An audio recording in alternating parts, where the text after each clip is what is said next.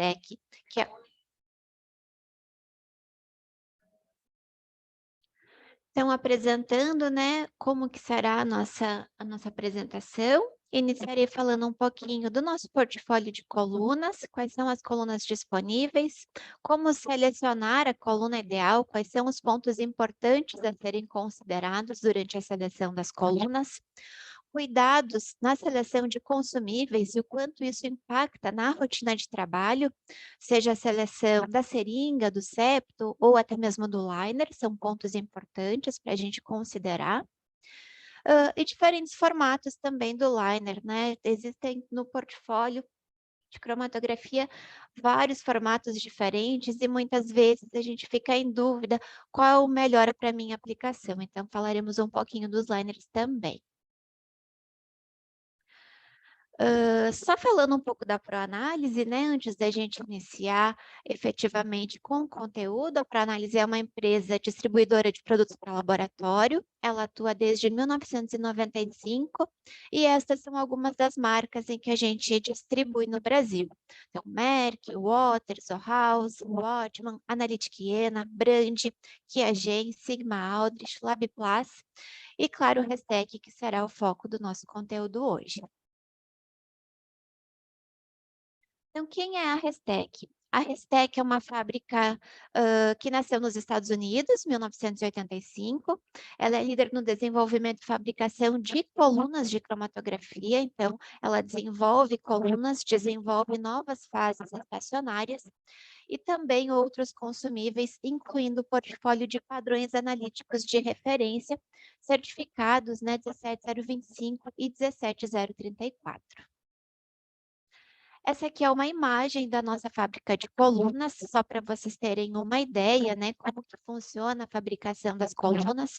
Os polímeros, eles são desenvolvidos pela própria Restec, e as colunas são fabricadas e testadas individualmente com seu certificado individual, também condicionadas. Como a Restec ela foca no desenvolvimento de consumíveis, ela não possui nenhuma restrição em relação à marca de equipamento. Então, ela é uma marca totalmente aberta, ela trabalha em parceria com outros fabricantes de cromatografia também. O próprio laboratório, né, de teste, ele possui equipamentos de diversas marcas. Então, teremos equipamentos da Shimatsu, da Agent, da Thermo, da Waters e da Perkin, onde todos os consumíveis, assim como as colunas também, são testados. Essa aqui é uma imagem de um certificado de uma coluna, para vocês terem como exemplo. Cada coluna ela acompanha o seu próprio certificado, né, de teste. Importante considerar quando a gente avalia um certificado de coluna, as condições que foram testadas, principalmente a temperatura utilizada no teste, se ela foi testada em sua temperatura máxima e qual foi o sangramento dessa coluna, porque quanto maior o sangramento, a gente já sabe que ela vai ter uma característica diferente em relação à estabilidade térmica, que estará vinculado diretamente à vida útil dessa coluna. Então, é importante avaliar esses dados também nos certificados. E falando um pouquinho da seleção prática de colunas e consumíveis, então, as colunas capilares de GC, elas têm como característica a sua fase estacionária, que pode ser sólida ou líquida. Essa fase estacionária será selecionada de acordo com a metodologia de interesse, um artigo já pré-publicado, um procedimento padrão, ou o próprio banco de dados, né? Vai ser sempre de acordo com o analito que eu quero analisar e a compatibilidade com a minha coluna. O comprimento vai variar de 10 até 100 metros, colunas menores para análises mais rápidas e colunas mais extensas. Diâmetro interno, 0,1 até 0,5 milímetros, e a espessura do filme também variando de 0,1 até 20, 30 micras em alguns casos. Quando a gente fala do portfólio de colunas, Temos colunas tradicionais e colunas que possuem um tratamento especial, voltadas para aqueles compostos que muitas vezes estão disponíveis a nível traço. Então, são colunas que têm um tratamento inerte para garantir que ela não tenha nenhuma reatividade com o composto, para que eu consiga visualizar o meu analito da melhor forma possível, mesmo que estando em baixos limites de concentração. São colunas também de baixo sangramento, indicadas para análise com o espectro de massas, colunas de maior vida útil, né? E a maior inércia possível, principalmente quando a gente fala aí de compostos polares, álcools, dióis, bases e ácidos. Então, são colunas robustas e voltadas para compostos a nível traço. Colunas capilares inertes, elas não é uma tecnologia exclusiva, claro que o tratamento, cada fábrica, né, cada marca desenvolve o seu próprio tratamento, mas são tecnologias já visando aplicações a nível traço, estão disponíveis aí no mercado para vocês selecionarem de acordo com a aplicação e a necessidade de vocês. O que que é a inércia quando a gente fala de uma coluna capilar, né? É o impacto da atividade da coluna no tempo de retenção e no formato do pico. Então, quanto maior for a atividade, o mesmo componente vai eluir mais tarde no cromatograma, como a imagem aqui. Então, ele vai acabar reagindo muitas vezes com a minha coluna e eluindo mais tarde. Então, para essas aplicações, é importante que eu tenha uma coluna inerte que não reaja com o meu composto, para eu garantir a minha resposta melhor, né, e um dado mais preciso. Colunas de baixo sangramento, aqui são alguns exemplos, né, de colunas com um sangramento maior. Esse sangramento ele acaba interferindo na minha análise de dados. Então, quanto menor for o sangramento, maior será a minha certeza, mais limpo será o meu cromatograma e eu conseguirei trabalhar de melhor forma. Essas são algumas fases estacionárias disponíveis hoje no formato, né, de maior inércia. Então, colunas de fase tradicional, né, fase 1, fase 5, fase 624, fase 35 e outras. De acordo com a polaridade, a gente seleciona aí qual será a fase mais indicada para a minha aplicação. Só lembrando vocês também em relação às colunas de fase 5. Por quê? A coluna de fase 5 muitas vezes é aquele coringa no laboratório, né? Eu uso ela para fazer pesticidas, uso ela para fazer vários outros compostos. Ela atende bem para algumas classes de compostos, então a maioria dos laboratórios tem utilizado. O que eu quero só trazer para vocês é que existem várias fases 5 no mercado. Embora a polaridade seja a mesma, a estrutura muitas vezes é diferente. A própria Restec trabalha com 8 modelos de fase 5 diferentes. Essa aqui, por exemplo, é a estrutura da fase RX5-MS versus a 5-SIL-MS, onde o tratamento de silanização da fase 5, ela deixa a coluna mais estável. Então, você tem maior estabilidade térmica e menor sangramento, o que vai resultar aí na maior vida útil da coluna também. Aqui é um comparativo entre algumas marcas disponíveis no mercado e diferentes fases 5. Então, vocês podem ver que algumas são próximas, né? E outras não. Então, dependendo da minha aplicação, eu posso selecionar uma coluna que tenha um menor sangramento, uma coluna que seja mais estável termicamente, que são as colunas de alta temperatura também. Então, vai depender muito do meu analito, da minha necessidade, eu posso selecionar, mas vocês precisam ter em mente que a fase 5 não são todas iguais, que a gente vai ter diferentes fases de acordo com a aplicação e a necessidade. Uma coluna que é importante a gente trazer para vocês também são a coluna 624 silanizada. Também é uma coluna que vai atender aí, principalmente o método APA 624. Muitas vezes, solvente residual acaba utilizando a mesma fase de coluna. Em especial, a coluna RXI 624 SIL-MS é uma coluna voltada para análise de voláteis, então uma coluna de maior estabilidade térmica também devido a esse tratamento, né, essa mudança na estrutura que deixou ela um pouco mais estável, e o menor sangramento, principalmente. Então é uma coluna bem interessante para quem trabalha com análise de orgânicos voláteis de uma forma geral. Dentro do portfólio ainda temos colunas para aplicações especiais, então seletividade otimizada, melhor separação, menor tempo de execução, colunas para destilação simulada, orgânicos voláteis, para FAME, dioxinas, PCBs, biodiesel e diversas outras aplicações aí onde a gente tem tanto coluna tradicional quanto colunas desenvolvidas especificamente para atender essas separações. Quando trabalhamos com colunas específicas, a gente consegue melhorar a separação de alguns compostos.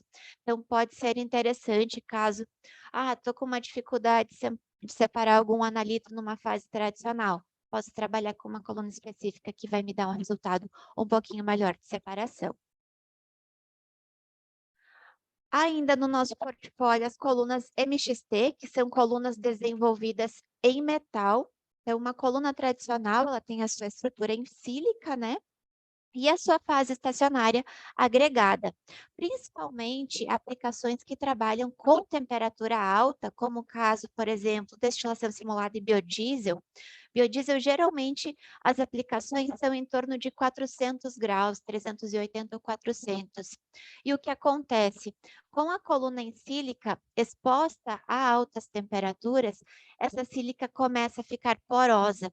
Aqui embaixo a gente tem uma imagem aumentada, né, da coluna após a utilização em 430 graus por 500 minutos, e a gente já vê ali os microporos da própria sílica, que é natural, vai acontecer porque é o material que foi exposto a alta temperatura, né, com uma certa frequência, essa coluna passa a ser quebradiça. Então, para essas aplicações, visando também aumentar a vida útil da coluna, as colunas com essa tecnologia em metal acaba sendo uma solução para trabalho em alta temperatura e mantém exatamente a mesma seletividade de uma coluna de sílica tradicional. É um aprimoramento mais físico do que químico nesse caso. Colunas empacotadas, né? Embora seja uma tecnologia já mais antiga, ainda existem várias aplicações que não conseguiram ser migradas para a coluna capilar. Então, aplicações petroquímicas, alguns métodos farmacopeicos ainda citam também colunas empacotadas, e nesse caso a gente consegue produzir de forma customizada uma coluna, seja ela em metal, em vidro ou um metal tratado, visando atender essas necessidades. Então, aqui embaixo a gente tem algumas fases estacionárias comumente utilizadas, mas é uma coluna que é produzida de forma customizada pela fábrica para atender aquela aplicação especial. Então, vai ser o diâmetro X, fase tal, comprimento tal, a gente consegue atender também. Enfim, como selecionar a coluna ideal? O que é importante para a gente selecionar a melhor coluna e como deixar esse método mais rápido, mais efetivo para a minha rotina? O que é importante a gente considerar quando pensa na seleção da coluna? Quanto maior for a fase estacionária, mais propensa ao sangramento essa coluna estará. Sabemos que muitas vezes é necessário ter uma fase estacionária com filme maior, né, com uma quantidade maior de fase estacionária para conseguir captar meu analito ali, porém precisamos também estar cientes de que quanto maior for a quantidade de fase, mais propensa ao sangramento essa coluna estará. Então, se eu vou trabalhar com MS, por exemplo, para evitar sujeira na fonte, né, aquele processo todo de limpeza, é importante a gente pensar em colunas que tenham um diâmetro menor e um menor conteúdo de fase estacionária também, sempre que possível. O que é o sangramento da coluna, né? Por que que não é legal ou quanto menor for o sangramento, melhor? Esse daqui é uma imagem de um sangramento anormal de uma coluna, né, onde a gente vê aí muita fase, né, perdida.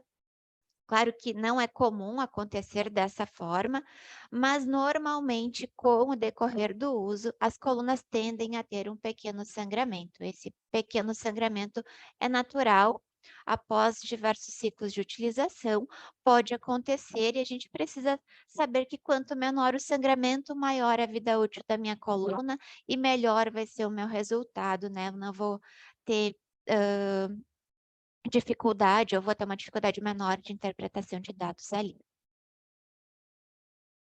Diâmetro interno, como que eu devo escolher qual que é a interferência do diâmetro interno na minha análise? Então, a gente também precisa saber que quanto menor for o diâmetro interno, maior vai ser a minha eficiência de separação.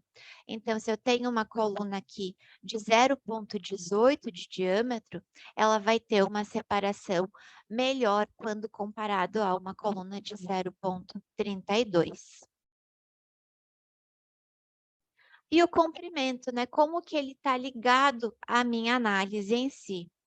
Quanto mais curta for a minha coluna, mais rápida ela vai ser.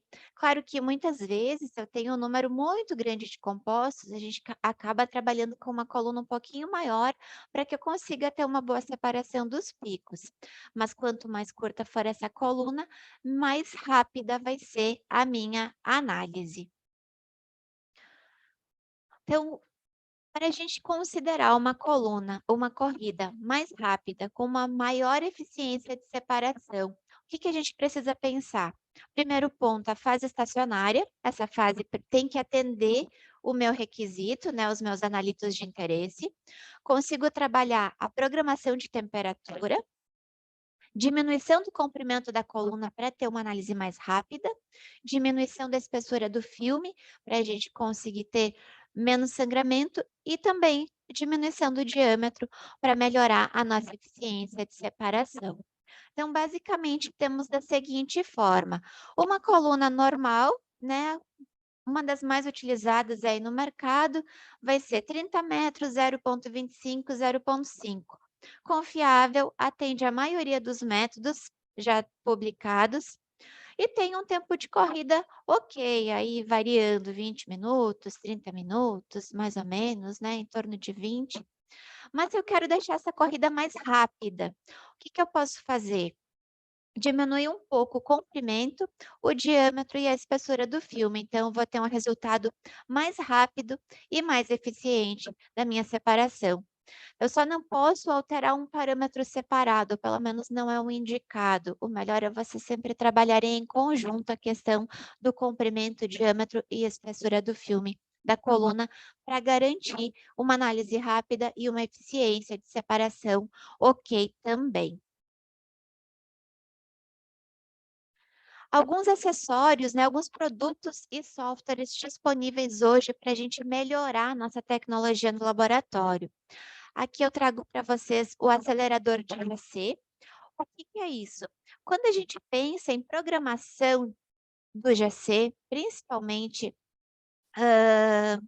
questão de temperatura, cada marca ela vai ter um ajuste de velocidade específico, máximo aí do programa, vai depender da marca do GC e também da fonte de alimentação, 110 ou 220 pode alterar também a velocidade de, de programação aí de temperatura. Então, algumas soluções de aquecimento foram desenvolvidas para a gente melhorar essa taxa de aquisição ali da temperatura, sem alterar em nada a minha cromatografia. Então, aqui como exemplo, a gente tem o GCMS da Agent 6890, 7890 ou 8890. Qual que é o range de temperatura normalmente utilizado? Qual é o tempo geralmente utilizado para esse range de temperatura? Né? E com o acelerador, o quanto a gente consegue aumentar essa taxa de temperatura, né, de graus Celsius por minuto. Então, o que que vai ser o acelerador?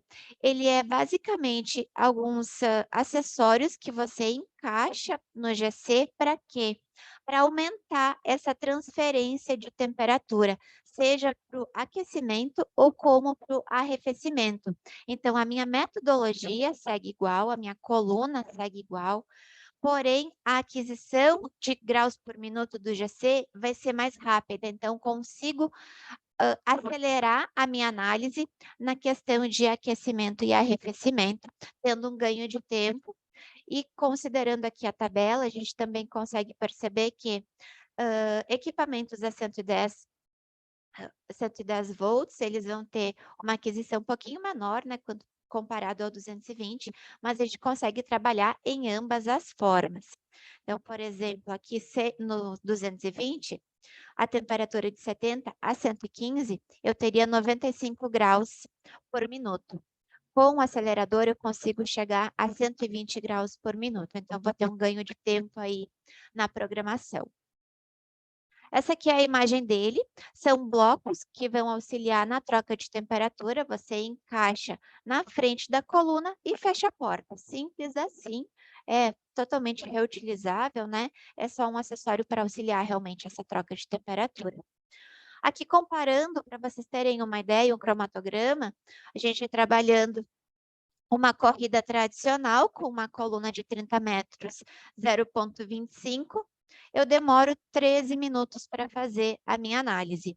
Se eu mudar para uma coluna de 15 metros, eu vou diminuir para 5 minutos a minha análise.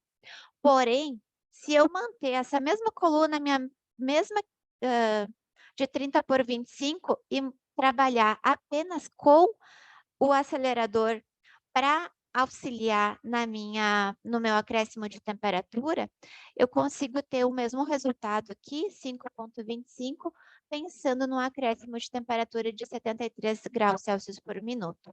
Então, ele vem auxiliar entre amostras, principalmente quando se tem uma rotina grande aí de uma amostra atrás da outra, ele não vai alterar o procedimento validado segue o mesmo, só vai auxiliar nesse ganho de tempo em relação às trocas de temperatura.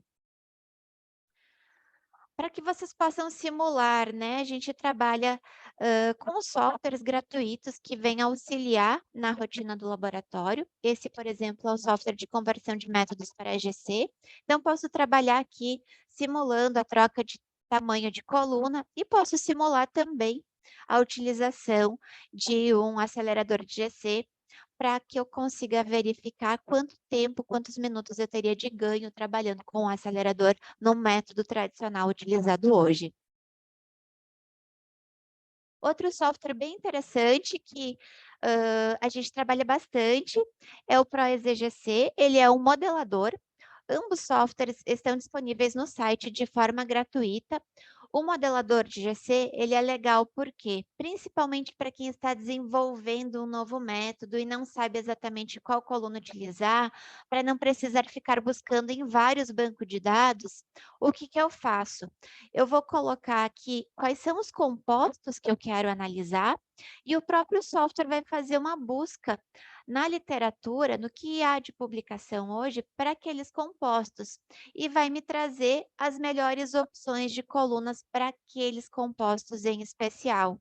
Então, aqui, por exemplo, ele me trouxe que eu tenho 22 compostos que eu quero analisar, e essa coluna que eu selecionei aqui vai separar 14 dos 22.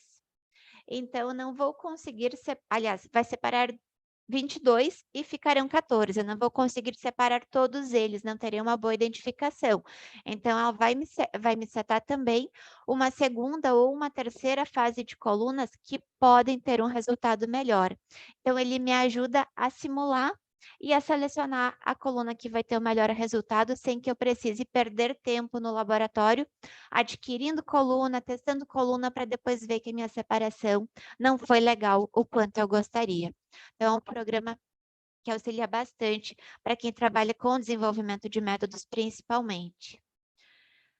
O que que ele vai auxiliar? Melhor separação, comparação de várias fases estacionárias de diferentes colunas, seleção de dimensão da coluna, né, comprimento, diâmetro e micras, e o impacto das configurações também de temperatura na minha separação.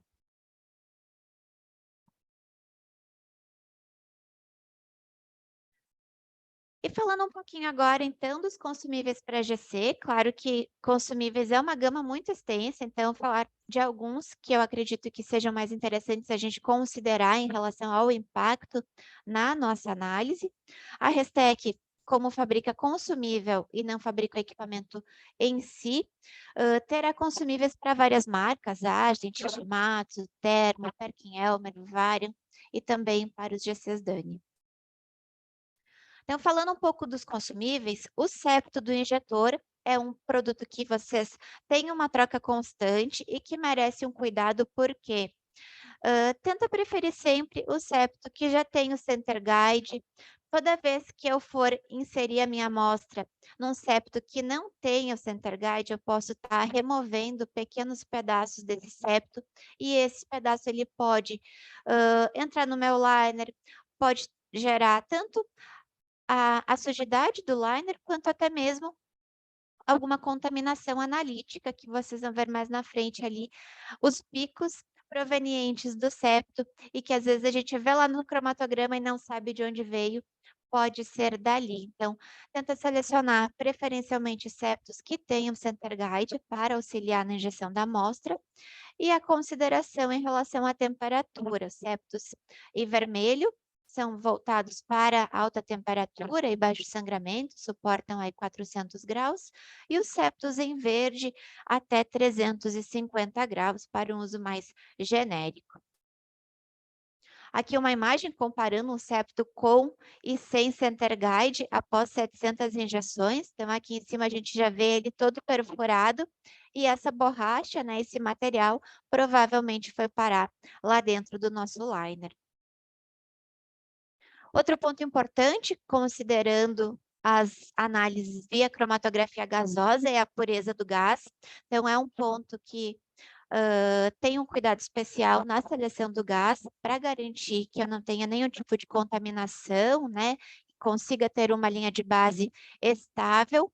Mas um ponto que vale a gente sempre comentar, que muitas vezes passa como esquecido dentro do laboratório, é aquele filtro que fica lá atrás do GC, né? Que às vezes foi instalado lá quando comprou o GC e não foi mais visto, ou não sabe qual é o tempo exato para fazer a troca. Então, é importante sempre avaliar também, não só a qualidade do gás, mas como que está a questão do nosso filtro dentro do laboratório. Então, quando a gente fala de filtros de linha de gás, temos filtros específicos para GCMS, né, que trabalha um filtro triplo aí de carvão, umidade e oxigênio, e filtros específicos para cada uma dessas aplicações.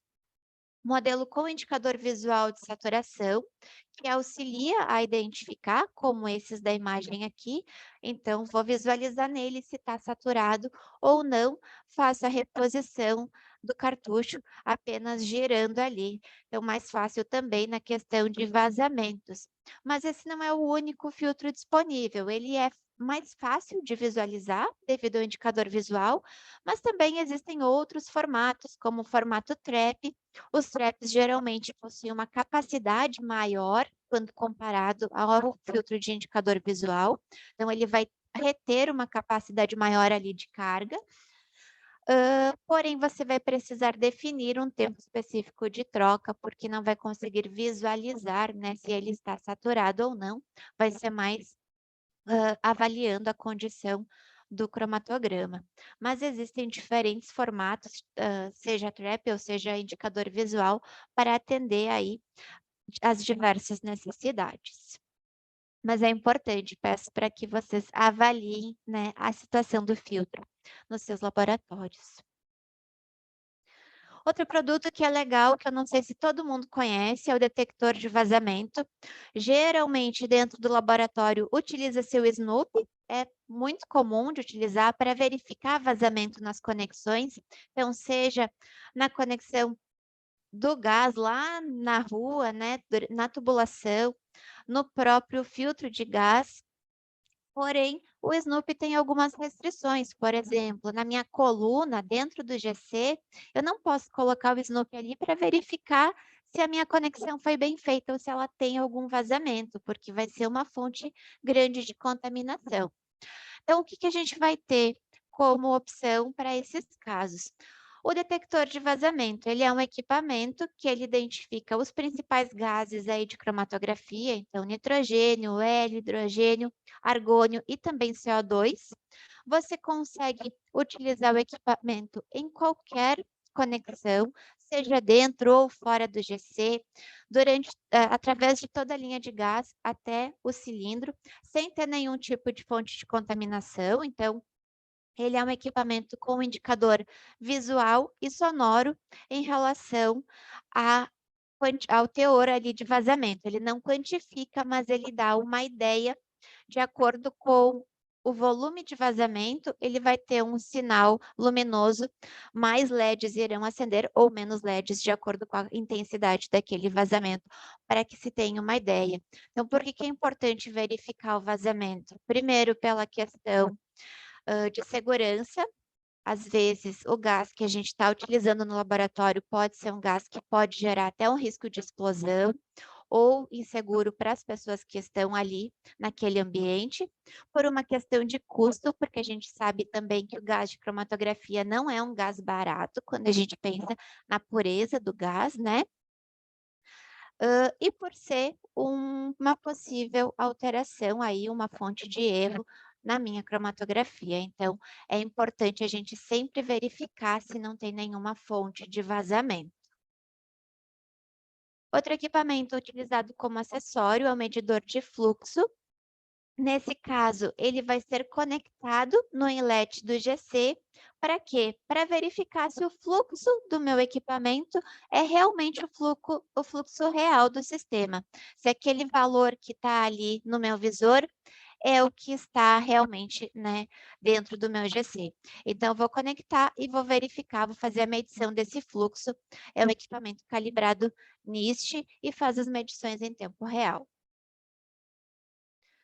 Consumíveis em relação à conexão de coluna.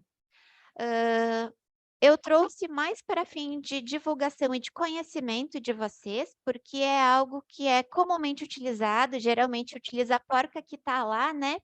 Mas o portfólio para fazer a conexão de coluna, de porcas, ele é bem extenso, então vou ter algumas que permitem a instalação da coluna sem precisar de nenhuma chave, posso só fazer o aperto manual, que é uma facilidade. Principalmente para a mulher, né, muitas vezes eu não gosto muito de utilizar a chave, mas a gente utiliza, mas claro que sem a chave acaba sendo uma facilidade. Então tem porcas menores, tem porcas maiores, então cada um vai ter a sua preferência em relação ao aperto ali da coluna, mas para vocês conhecerem que realmente existem diversos modelos para facilitar essa conexão aí no mercado, independente da marca do equipamento, né, todas as porcas elas vão atender. E os liners, né? Como selecionar os liners? São tantos formatos que a gente tem aí, né? O que que é um liner? O liner é aquele tubo de vidro inerte que fica posicionado na entrada da porta do meu GC. A amostra ela vai ser introduzida ali usando a seringa e dentro do liner essa amostra será evaporada, né? Vai virar um gás para ser transferido para a coluna capilar. Essa é a principal função do liner. E aqui são alguns exemplos, né, de modelos de liners disponíveis, com ou sem lã de vidro. E aí, qual será a melhor solução para a nossa aplicação? Então, o que que a gente precisa considerar? Principalmente o volume da amostra. Eu não posso trabalhar com um liner muito estreito se eu preciso injetar um volume muito grande de amostra. Então, primeiro ponto, o volume da minha amostra vai ter relação direta, né, com o diâmetro do meu liner, o material, se ele é de vidro, se ele é de quartzo, o design, a embalagem, se é com lã de vidro, sem lã de vidro, e se é um liner também desativado ou não. Então, quando a gente pensa numa injeção do tipo split, o que que é importante? Ter uma injeção rápida, uma evaporação rápida, que a amostra seja homogeneizada e transferida de forma rápida também para a coluna. Então, é uma injeção que a amostra vai ser transferida de forma mais rápida possível e homogênea para a minha coluna. Então, quanto mais rápido esse processo ocorrer, melhor será a minha separação. Para isso, o que trabalha-se, né, para auxiliar a vaporizar essa amostra? Câmaras de mistura, caminhos de fluxo, então aquele liner que tem vários caminhos faz com que a minha amostra volatilize de forma mais homogênea. A lã de vidro desativada também auxilia devido à área exposta, né, acaba tendo uma área de contato maior e também auxilia na volatilização, e também os carbofrites. Então, quando a gente deve usar uma lã de vidro, né? Uma lã desativada, claro, para não ter nenhum tipo de interferência ali. Quando a gente precisa aumentar a capacidade de aquecimento, minimizar a queda de temperatura causada pela evaporação, melhorar a reprodutibilidade ou deixar minha amostra mais homogênea e também reter aquelas partículas que podem vir tanto do septo quanto até mesmo da amostra, aquelas amostras que são um pouco mais sujas, a lã de vidro ela ajuda a reter também qualquer tipo de sujidade que possa ter ali. Então, lembrando, né, o uso da lã de vidro ou de quartzo, ela vai aumentar a reprodutibilidade, porque quando eu injetar a minha amostra sem lã, a amostra vai descer, né, em microgotículas, vai volatilizar e vai entrando aos poucos aqui na minha coluna. A lã de vidro auxilia para que essa amostra chegue na coluna de forma mais homogênea. Alguns fatores que afetam a injeção do tipo split. A injeção rápida do amostrador automático pode causar uma vaporização incompleta e esses aerosóis ou gotículas podem atingir a coluna. Então, quando a gente pensa numa injeção split, existe essa possibilidade, deve-se ter um cuidado em relação a isto. E trabalhando com uma injeção rápida do amostrador, o fato de utilizar uma lã de vidro pode ser um facilitador, porque essa lã vai reter o meu aerosol aqui e vai facilitar a vaporização, né, e a homogeneização dessa amostra para ela descer para a coluna já volátil, né? Cuidados especiais. A amostra não deve interagir com a lã. Por que isso? Porque eu tenho risco de perder a minha amostra ali retida na lã de vidro. Então, como que eu vou saber se eu posso ou se eu não posso utilizar uma lã de vidro?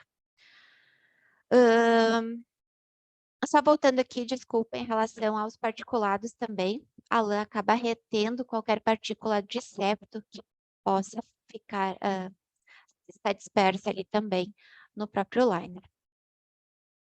Então, quando a gente não deve utilizar a lã de vidro?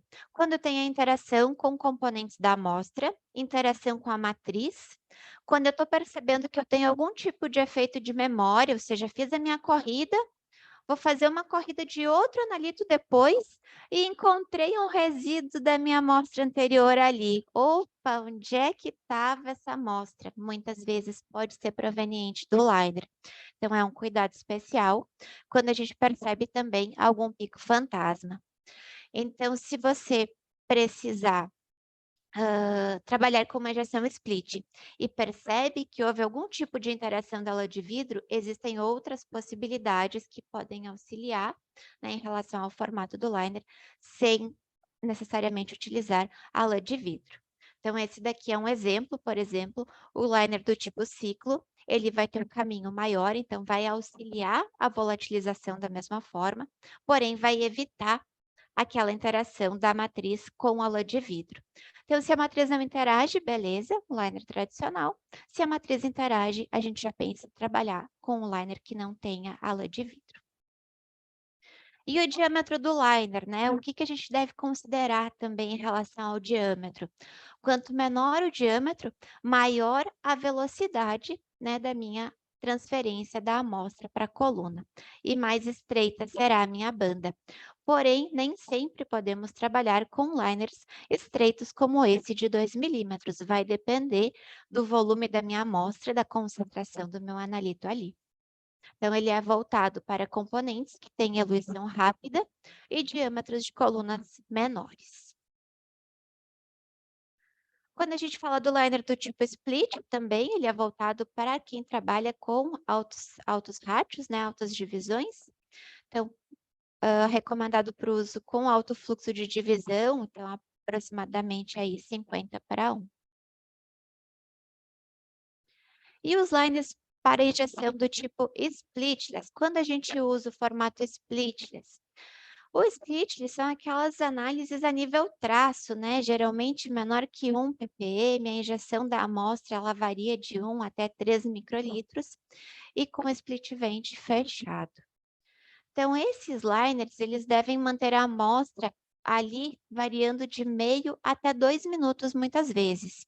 O volume deve ser o maior possível, principalmente se for injetar grandes volumes. O liner indicado é aquele liner maior, né, em torno de 4 milímetros, às vezes até 5 milímetros, dependendo do inlet do equipamento. E não é necessário uma grande área de superfície para a evaporação da amostra, porque ela vai ter um tempo maior exposta ali.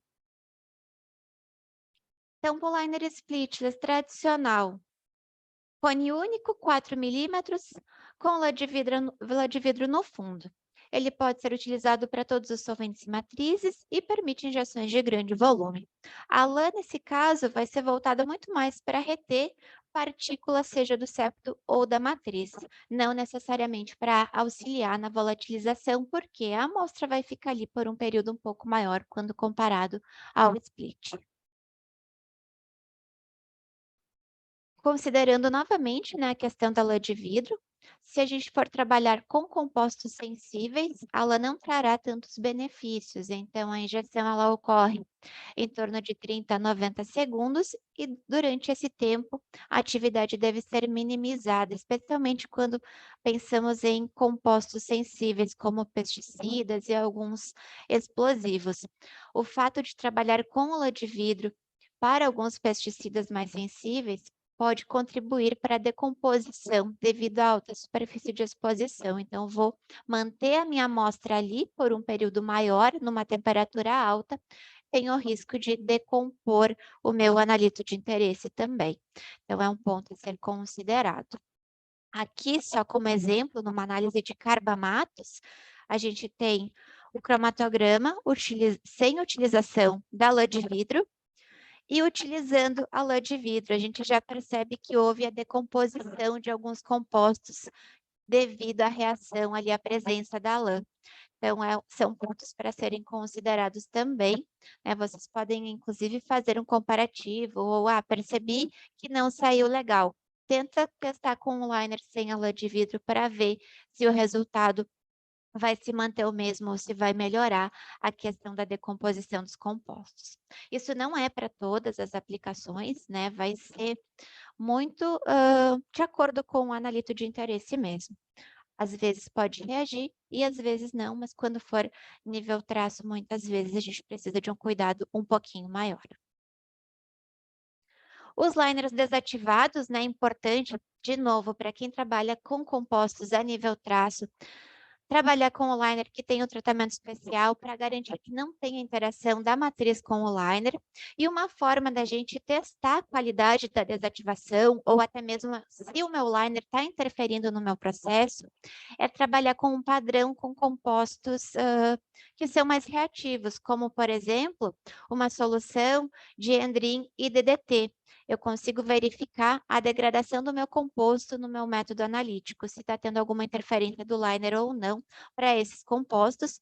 E da mesma forma, o 2,4-D, eu consigo avaliar a qualidade da resposta, se ele está interagindo com o meu liner ou se eu estou conseguindo reproduzir a minha metodologia.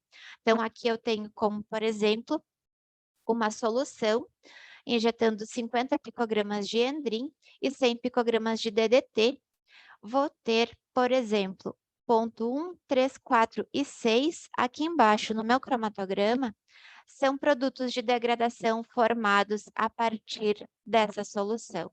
Então, o meu liner está degradando alguma coisa ainda da minha amostra. Então, estou trabalhando com lã de vidro, será que eu não tenho que testar um liner sem lã para que não ocorra tanta degradação? Ou o meu liner, ele não era desativado e ele está reagindo meu composto está ficando retido lá e está degradando, então são pontos a serem considerados também. E quando fazer a troca do liner, né? Principalmente questão de contaminação, né? Por contaminação através do septo, ou até mesmo da matriz. Então, temos amostras limpas, trabalho com uma amostra petroquímica, geralmente uma amostra mais limpa, a troca do meu liner não será tão frequente. Trabalho no ambiental, trabalho no alimentos, minha amostra tem mais particulado, é uma amostra ácida, com açúcares. Então, consequentemente, a minha troca de liner será um pouco maior. A avaliação acaba sendo muito visual também. Então, como aumentar a vida útil do liner? Vários problemas podem acontecer, né? Então é importante substituí-lo com frequência. Fatores que podem aumentar a vida útil: injetar o menor volume possível de amostra. Claro que nem sempre a gente consegue, mas sempre que possível, quanto menor o volume, menos vai saturar tanto o liner quanto a coluna. Use o liner com uma desativação mais robusta. E o melhor preparo de amostra. Quanto mais limpa for a minha amostra, maior será a vida útil de todos os meus consumíveis. Algumas fontes de contaminação, aqui, por exemplo, partículas do septo presas na lã de vidro do liner, podem gerar produtos de degradação do siloxano. Então, posso ver lá na frente, às vezes, o meu cromatograma com alguns picos fantasmas, né? Esses picos, eles podem ser provenientes do meu O-ring, do liner, do meu septo aqui. Então, a agulha que eu vou fazer a minha amostragem também pode impactar. Por exemplo, agulhas que são chanfradas, elas tendem a perfurar, a rasgar um pouco mais esse septo e pode gerar uma fonte de contaminação lá no liner. Então, para uso com a cromatografia gasosa, é interessante trabalhar ou com uma agulha cônica ou com uma agulha de orifício lateral e deixar os modelos chanfrados, né, que é esse modelinho aqui, mais voltado para a cromatografia líquida. Aqui uma imagem, então, considerando alguns picos fantasmas, né, provenientes do O-ring, do septo, que podem vir a surgir no meu cromatograma. Às vezes está lá, eu penso, de onde que veio esse pico aqui, né? Não era para ter esse pico no meu cromatograma. Então, muitas vezes pode ser ou, ou algum tipo de interação com o liner em relação à amostra anterior, ou até mesmo produto de degradação da própria borracha ali, do próprio siloxano. Ferramentas de manuseio, cuidado sempre na troca do liner, né? Evitar contaminação, então jamais inserir o liner com a mão pode estar suja de creme, pode ter, né, outras gordura que podem interferir, então não troque o liner diretamente com a mão, sempre utilize uma ferramenta, uma pinça.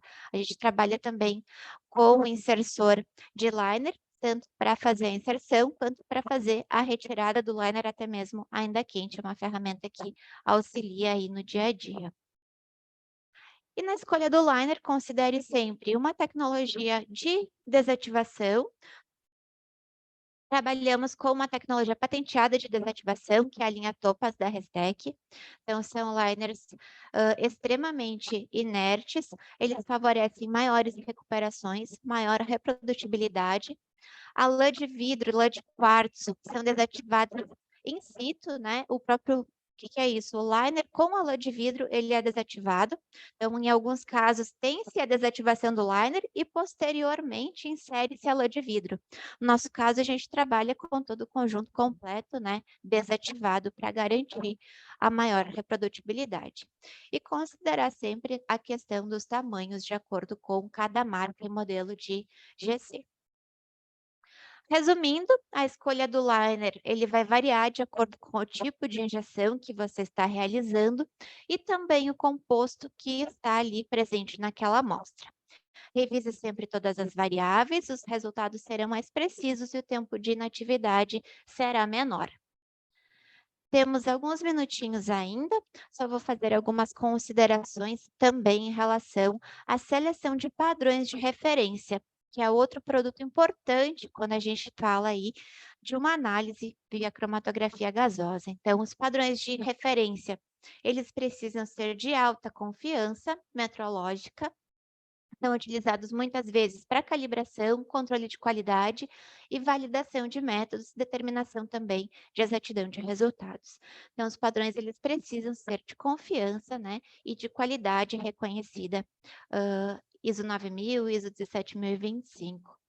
Então, avaliando os certificados, vocês conseguem ver nos certificados que possui ou não possui o selo de acreditação da ISO, atendendo os requisitos, principalmente os laboratórios que trabalham com 17025, é importante que os padrões sejam acreditados e que, além da acreditação, a gente tenha os dados de desvio padrão, cromatograma, os dados da metodologia utilizada para aqueles compostos em questão, seja um componente individual ou uma mistura. No site da Restec temos todas as acreditações disponíveis, né, caso seja necessário, procedimento de auditoria, tá tudo lá bonitinho disponível para fazer o download. Se vocês precisarem, a gente encaminha para vocês também. O que é importante de considerar quando eu vou escolher meu material de referência? Primeiro, o requisito do meu método analítico. Então, se eu estou seguindo o procedimento APA, eu já tenho lá quais são os compostos. A OAC, vou fazer um Catchers. Eu já tenho no procedimento OAC quais são as misturas que eu vou utilizar como referência, quais são os compostos deuterados que eu vou usar para fazer o meu cheque. Então, de acordo com o método, eu já tenho sugestões de analíticos para serem utilizados. Outro ponto muito importante, sempre verificar a compatibilidade química entre os compostos, porque se eu estou trabalhando com uma mistura, dependendo da compatibilidade, eu posso ter uma estabilidade de 1 mês ou de 2 anos. Então, esse ponto, essa compatibilidade e interação entre os analitos é muito importante de serem avaliados, seja na construção de uma mistura customizada através da fábrica, ou até mesmo quando vocês forem produzir a mistura de vocês no laboratório. Vou fazer minha mistura, vou utilizar, ou vou deixar armazenada na geladeira para usar daqui a alguns dias. Se eu deixar armazenada, será que não vai interagir e eu não vou perder a estabilidade da minha mistura? Então, são pontos que sempre devem ser considerados. A procedência, a certificação do processo, né, principalmente em caso de auditoria e confiança de resultado. Outro ponto importante, recebi minha ampola de padrão, vou abrir ela para usar, vou verter para onde essa ampola depois de aberta. Então, existem vials desativados específicos para você trabalhar ou com cuidado maior para você armazenar esse padrão. Não posso pegar um vial simples do laboratório que muitas vezes não foi desativado. O próprio vidro do material ali do vial pode interagir com o meu composto e gerar algum tipo de degradação. Então, ter esse cuidado, né, em relação à transferência também e sempre, né, vials limpos, né, e certificados preferencialmente. Cuidado com a documentação, questão de validade, atendimento aos requisitos da ISO, cromatograma, muito importante constar na documentação também.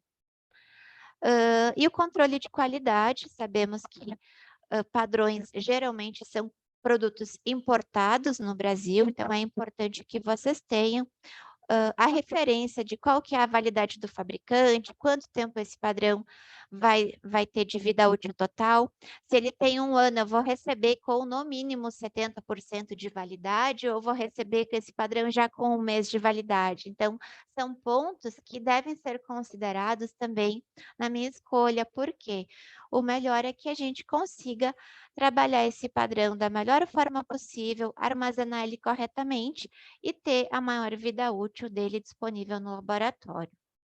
A Restec ela conta com um portfólio completo de padrões, principalmente na área ambiental e na área food, então pesticidas, catchers, semivoláteis, voláteis, ftalatos, HPAs, PCBs, são compostos que fazem parte do nosso portfólio.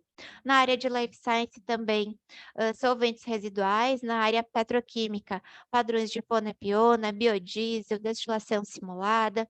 E além dos padrões de portfólio, a gente trabalha muito com customização de misturas, onde a fábrica faz a avaliação da estabilidade, vai fazer a mistura e vai entregar tantos compostos na ampola, na concentração X, dissolvido no solvente de interesse de vocês, certificados ISO, e vocês não precisam se preocupar com a questão de estabilidade, será que esse composto ele vai interagir com outro composto, vai diminuir a estabilidade do meu padrão? Todo esse estudo ele já é feito pela fábrica e é fornecido no momento da customização. Então, além dos compostos tradicionais de portfólio, é possível a gente customizar também, principalmente aí a nova portaria, né? Portaria 888, na área de saneamento, tem utilizado muitos compostos também customizados.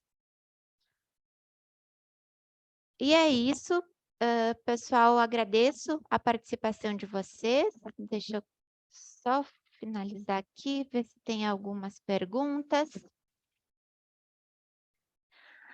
Tem uma pergunta aqui: como avaliar o sangramento da coluna a partir do certificado e na prática? Então, no certificado, vocês conseguem ter um comparativo. Por quê? No certificado, você vai ter a temperatura em que foi testada aquela coluna. Geralmente, ela é testada em uma temperatura extrema, justamente para avaliar se ela vai ter um sangramento excessivo durante condições extremas. E embaixo da temperatura, eu vou ter o dado de sangramento daquela análise. Então, quanto maior for o sangramento, já no meu teste de qualidade, eu já sei que se eu trabalhar com essa coluna em temperaturas mais altas, a vida útil dela vai ser menor. Então, consigo comparar entre lotes de colunas, a questão, e também entre marcas, né? Qual vai ser o sangramento de uma ou de outra coluna, até mesmo fases.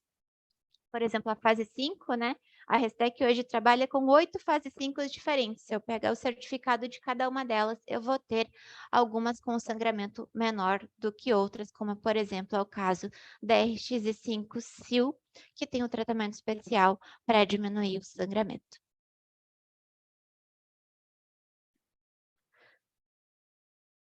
Acabo melhorando a intensidade do pico com colunas mais estreitas, diâmetro interno menor e menos recheio? Sim, você acaba melhorando a intensidade do pico, seu pico ficará mais estreito também, então você consegue melhorar a separação, trabalhando com colunas com diâmetro e também com um pouco menos de recheio.